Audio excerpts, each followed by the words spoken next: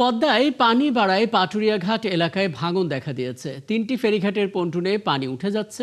এতে যানবাহন ফেরিতে ওঠানামায় ভোগান্তির শিকার হচ্ছে। বিআরডব্লিউটিএ কর্তৃপক্ষ জানিয়েছে, ঘাট এলাকায় জিও টিউব ফেলে ভাঙন প্রতিরোধের কাজ শুরু করা হয়েছে। এছাড়া যানবাহনগুলো নিরাপদে ফেরিতে ওঠানামার জন্য ঘাটের পন্টুনগুলোতে নিচের স্তর থেকে উপরে ওঠানোর কাজও শুরু করা হয়েছে।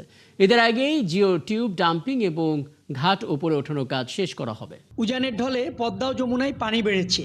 ভাঙন শুরু হয়েছে মানিকগঞ্জের দৌলতপুর উপজেলার বাচামারা, বাগুটিয়া, চরকাটারি, শিবালয় উপজেলার বরুরিয়া, জাফরগঞ্জ, তেওতা, নয়াকান্দি ও হরিরামপুর উপজেলার ধুলছুরা, কুশিয়ারচর, আন্ধারমানিক, কাঞ্চনপুর সহ অন্তত 15টি এলাকায়। নদী পারে বিস্তীর্ণ এলাকার ঘরবাড়ি নদীতে মিশে গেছে। ভেঙে যাচ্ছে ফসলি জমিও।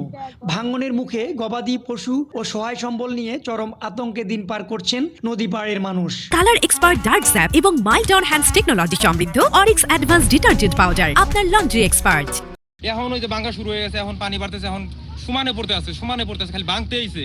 এখন হচ্ছে বাড়ি ভাঙছে, অর্ধেক বাড়ি ভাঙে চলে গেছে নদীতে, আর অর্ধেকটুকু আমার আছে।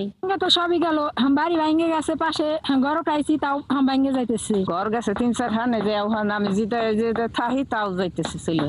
ভাঙন কবলিতদের অভিযোগ, প্রতি বছরই এসব এলাকায় নদী ভাঙনের শিকার হন শত শত পরিবার। অস্থায়ীভাবে আপৎকালীন কিছু জিও ব্যাগ ফেলে প্রতিরক্ষা ব্যবস্থা নেওয়া হলেও সেগুলোর বেশিরভাগই নদীতে চলে গেছে। আমাদের চক অর্ধেক হয়ে গেছে, বরুলিয়া চক, নয়াকান্দি চক অর্ধেক জমি চলে গেছে নদীতে।